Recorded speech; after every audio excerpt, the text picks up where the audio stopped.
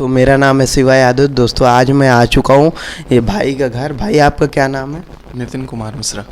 अच्छा, तो भाई का नाम नितिन कुमार मिश्रा है। तो भैया यहाँ पास रेंट पे रहते हैं और इलाहाबाद में रहकर पढ़ाई वगैरह करते हैं। तो भैया आप कहे चीज़ की मतलब तैयारी करते हैं? मैं अभी करंटली इंडियन एयरफोर्स की तैयारी कर रहा हूँ। तो भैया बता रहे हैं कि हम इंडियन एयरफोर्स की तैयारी करते हैं यहाँ पास। और भैया आप मतलब कितने साल से यहाँ पास इलाहाबाद में आकर रह रहे हैं? मैं पिछले 1 सालों से यहाँ पर रह रहा हूँ। 1 साल? जी। हाँ, तो भैया जी बता रहे कि 1 साल से मैं यहाँ पास रह रहा हूँ। और बाकी एयरफोर्स के साथ साथ भैया और कुछ भी मतलब ग्रेजुएशन वगैरह की हो गया? ग्रेजुएशन मेरा सेकेंड ईयर चल रहा है, बीएससी सेकेंड ईयर है इस साल में। अच्छा, तो ग्रेजुएशन भैया कर रहे हैं साथ में, तो बीएससी सेकेंड ईयर है भैया का इस साल।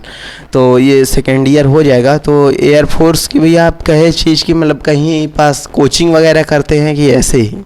कोचिंग नहीं, इसमें कोरोना काल चल रहा था क्योंकि इसमें लॉकडाउन लगा, तो उसके द्वारा मुझे मतलब मैं अंदर से फील किया कि मुझे सेल्फ स्टडी पे ज़्यादा फोकस करना चाहिए। और यूट्यूब पे भी क्लासेस उपलब्ध होने लगी, तो मैं सोचा कि क्यों ना उपलब्ध इसका फ़ायदा उठाया जाए। फिर सेल्फ स्टडी और यूट्यूब के थ्रू मैंने पढ़ाई की।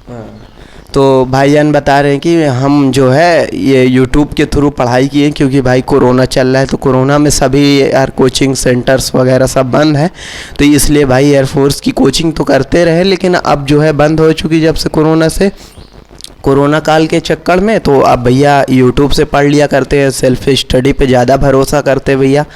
और भाई कुछ आप टाइम टेबल बना कर रखे हैं भैया आप?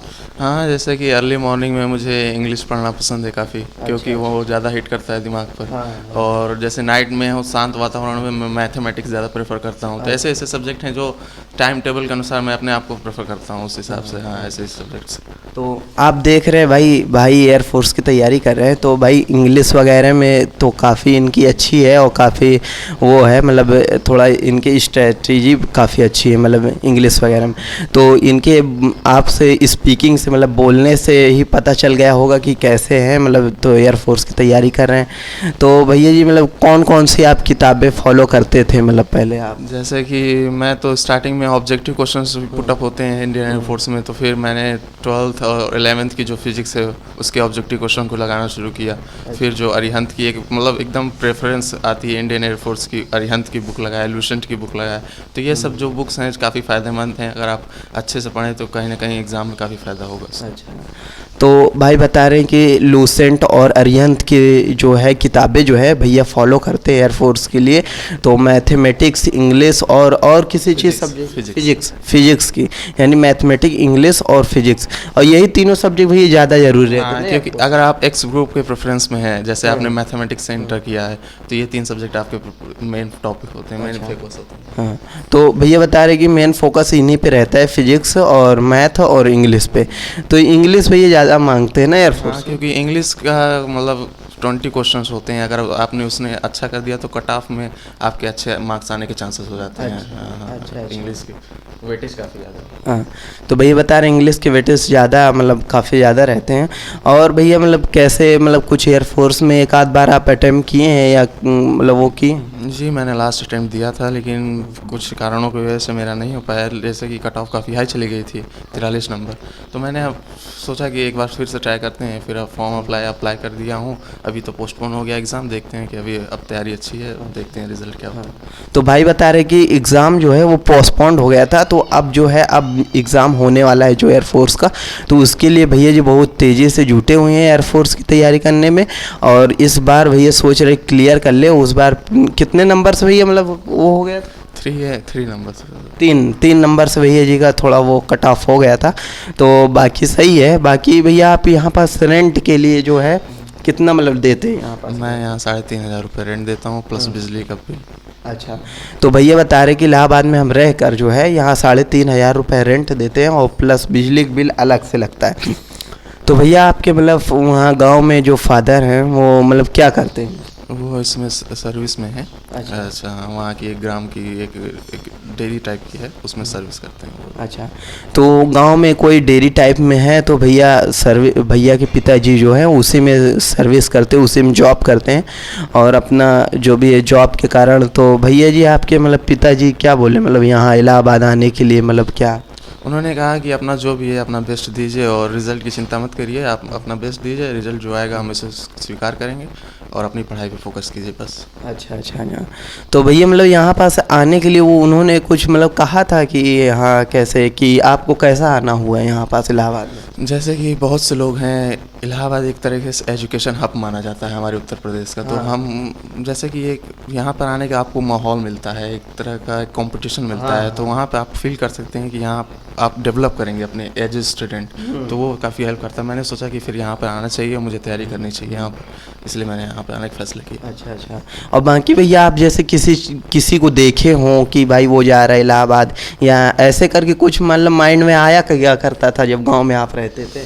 हाँ, गांव में आते थे तो कई सारे स्टूडेंट यहाँ आने के लिए मतलब प्रेफर करते थे, जो स्टूडेंट थे कि सोचते थे कि मैं कुछ करना चाहता हूँ लाइफ में, अच्छा, खासकर एजुकेशनल एरिया में, तो वो काफ़ी आना यहाँ प्रेफर करते थे। और मैंने उनसे पूछा भी कि क्या इस एजुकेशन के मामले में इलाहाबाद काफ़ी फेमस है, अभी तो प्रयागराज है, तो प्रयागराज काफ़ी फेमस है। तो उन्होंने कहा कि जी हाँ, वहाँ पे टीचर्स काफ़ी अच्छे हैं, वहाँ पे आपको कंपटीशन मिलेगा एक स्टूडेंट के तौर पर, एक कॉम्पिटिटर के तौर पर। तो मैंने क्या फैसला ले लिया कि हाँ, मुझे वहाँ जाना अच्छा होगा, मेरे लिए अच्छा होगा, और वहाँ बड़ों का भी, मेरे मतलब जो भी वहाँ पे आए बड़े भैया तैयारी के लिए, उन्हें भी सफलता मिली है, तो उन्हीं से प्रेरणा मिली मुझे कि यहाँ आना चाहिए, मुझे तैयारी करनी चाहिए। अच्छा। तो भैया जी जो है अपने बड़ों से सीख कर जो कुछ रहे होंगे, इनके रिलेशन में भैया कोई रहा है पहले इलाहाबाद में आपके? जी, मेरे मामा रहे हैं, मेरे मामा के लड़के रहे हैं, उनका भी इंडियन एयरफोर्स में सिलेक्शन हो चुका है, हाँ लास्ट अटेम्प्ट में, और वो अभी ट्रेनिंग पे हैं। तो उन्होंने मुझे भी गाइडेंस किया कि आप आइए, तैयारी कीजिए और अपनी सफलता को अर्जित कीजिए मेहनत के द्वारा, बस वही चीज़ है। अब बाकी भैया जी पिताजी आपके मतलब कुछ कहते हैं कॉल करके कि बेटा सर्विस मिली कि क्या है क्या नहीं, उनका क्या रिएक्शन रहता है मतलब हमारे एजुकेशन पे? हाँ, उनका भी भाई एक्सपेक्टेशंस तो रहती हैं कि बच्चों से कि हाँ आप तैयारी करने गए हैं तो रिज़ल्ट आना चाहिए, तो हाँ वही एक्सपेक्टेशंस हैं, लेकिन ये नहीं कि प्रेशर है, आप अपना पढ़ाई कीजिए, रिज़ल्ट जो भी होगा उनका कहना हमेशा ऐसा है कि हमें इसे स्वीकार होगा, आप अपनी तैयारी फोकस कीजिए, बस रिज़ल्ट से हमें कोई ज़्यादा फ़र्क नहीं पड़ता। हाँ, और बाकी रूम के भैया रेंट के लिए ये बढ़ता रहता है मतलब उतना ही परफेक्टली उतना ही है? इनका मतलब ये जो मकान मालिक है हमारे, उनका 6 मंथ का एक बेसिस चलता है, 6 मंथ के बाद उनका वेरी करता रहता है अमाउंट जो भी है। हाँ। तो भैया जी बता रहे हैं कि मतलब यहाँ इलाहाबाद में अगर आप रह रहे हैं तो भैया जी जहाँ पास रह रहे हैं इलाहाबाद में, तो यहाँ पास जो है भैया यहाँ पास लगता है हर 6 महीने पे इनका मतलब स्ट्रेटेजी जो है इनका मकान मालिक का जो है बदलाव होता रहता है 6 महीने में, मतलब कितना भैया बढ़ जाता होगा? आप तो साल भर से है। पिछले मतलब 6 महीने पहले मेरा 3000 था, अब 550 रुपये का बढ़ा दिया, यानी 500 का अंतर आ चुका है, तो 500 बढ़ गया है भैया जी का रेंट। और बाकी भैया खाना पीना वगैरह कैसे क्या रहता है? खाना पीना तो ज़्यादातर अब जैसे कि स्टडी करते हैं तो फिर होटल से ही प्रेफर करते हैं, नहीं तो फिर अगर ज़्यादा जैसे कि है सामान है हमारे पास, व्यवस्था है बनाने की, जैसे कि अगर अब परिस्थितियाँ जैसे अनुकूल होती हैं उसी हिसाब से कार्य करते हैं। जैसे कि जहाँ इस एग्ज़ाम टाइम आ गया तो वहाँ पर आपको स्टडी पे ज़्यादा ध्यान देना है, तो उस समय आपके पास समय नहीं है कि आप खाना बनाएं फिर खाएं फिर उसके बाद स्टडी फोकस करें, इस तरह से आपकी शारीरिक व्यवस्था पूरी तरीके से डिस्टर्ब हो जाएगी। तो उसके अनुसार मैं ज़्यादा होटल प्रेफर करता हूँ, जैसे अभी नॉर्मल में है तो मैं अपने इस खाना बनाना प्रेफर करता हूँ। अच्छा, तो भैया जी बता रहे हैं कि जैसे एग्ज़ाम वगैरह होता है तो उसमें जो है वो भैया जी प्रेफर कर लेते हैं वहाँ होटल से या स्विगी वगैरह से मंगा लेते हैं, है ना? तो ऑनलाइन भी मंगा लिया करते हैं। बाकी जो है एग्ज़ाम टाइम में तो लगता है कि भाई डिस्टर्ब हो जाएगा ऐसा वैसे, तो भैया जी अपना ऑनलाइन भी वो कर लिया करते थे, फूड अचीव कर लिया करते थे। बाकी अभी तो जो है नॉर्मल भैया जी के पास सारा सामान है, सब कुछ है और रूम है और अलग से किचन वगैरह दिया गया है भैया। साइड में उधर किचन है हमारा, उसको भी यूज़ करते हैं यहाँ पर, उसके अनुसार लैट्रिन बाथरूम, हाँ लैट्रिन बाथरूम सब कुछ, सब फैसिलिटी सब कुछ है आपको। अच्छा।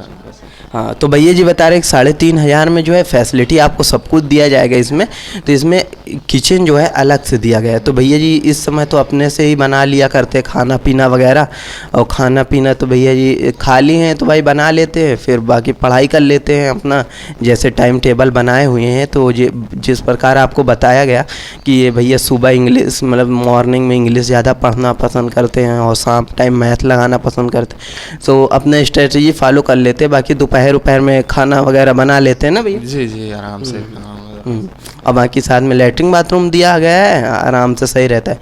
और एक ही रूम लिए भैया कि और एक ही रूम है, क्योंकि स्टडी करना है, हमारा कोई फैमिली तो है नहीं, अपना स्टडी से हमारा मेन पर्पस स्टडी है, तो फिर हम इसी अनुसार अपना रूम लिए हैं, एक ही रूम। अच्छा।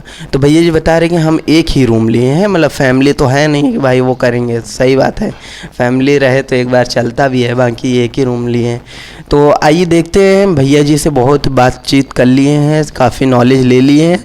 आइए थोड़ा सा देखते हैं इनकी किताबों के बारे में, देखते हैं भैया जी कौन कौन सी किताब फॉलो करते हैं। बाकी आपको मैं पूरा इनकी पिक्चर्स किताबों की भी दिखा रहा हूँ कि कैसे क्या है, तो उसमें आपकी भी मदद मिलेगी कि एयरफोर्स में इलाहाबाद में अगर आप आ रहे हैं तो एयरफोर्स की तैयारी कैसे करनी है और क्या बेस है क्या नहीं, किताबें वगैरह कैसे क्या, तो मैं आपको दिखा दे रहा हूँ। धन्यवाद।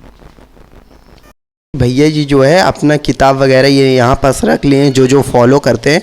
तो अब भैया जी अपनी किताबों के मतलब बारे में बताएंगे। तो भैया जी आप किताबों के बारे में बताइए कौन सी है। जैसे कि मैं कहना चाहूँगा कि अगर आपको ऑब्जेक्टिव इंग्लिश पढ़ना है तो ये एक हरि मोहन प्रसाद की बुक्स हैं, ये काफ़ी हेल्पफुल हैं। ये ऑब्जेक्टिव इंग्लिश, क्योंकि ऑब्जेक्टिव इंग्लिश ही पुटअप होती हैं, क्वेश्चन जो भी पुटअप होते हैं तो काफ़ी लाभदायक है। और जैसे ये सब्जेक्ट है, ये अरिहंत की XY ग्रुप, जैसे कि आप बौद्ध की तैयारी कर रहे हैं XY ग्रुप, तो ये आप दोनों की तैयारी कर सकते हैं इससे। और आपको पूरा सिलेबस है इसमें, फिजिक्स और रागा है, जनरल अवेयरनेस है, कंप्यूटर है, इंग्लिश है और मैथ है, पूरा मतलब इसके आपको जानकारी मिल सकती है, तैयारी कर सकते हैं आप। और ये सम्मान गान अरिहंत की है, ये भी काफ़ी अच्छी बुक है, इससे आप अपना Y ग्रुप की तैयारी कर सकते हैं और बेहतरीन तरीके से। इसका पूरा कंप्लीट सिलेबस है, फुल जनरल नॉलेज है, इससे आपके करंट अफेयर्स की भी तैयारी हो सकती है। तो काफ़ी हेल्पफुल बुक्स हैं, इससे आप प्रेफर एक अच्छी तैयारी, एक मतलब कंप्लीट आप तैयार हो सकते हैं रिटन एग्ज़ाम के लिए। जी, यही बुक्स मैं ज़्यादा प्रेफर करता हूँ अपने लिए। जी, थैंक यू। ओके भैया जी। हाँ भैया जी, आप कुछ हमारे दर्शक जो देखने वाले हैं वीडियोस, इन वीडियोस के थ्रू मतलब आप कुछ हमारे दर्शकों को मतलब बता सकते हैं कि अगर वो इलाहाबाद में कभी आए हैं तो मतलब कैसे क्या रहेगा, मतलब आप थोड़ा बताइए इनको।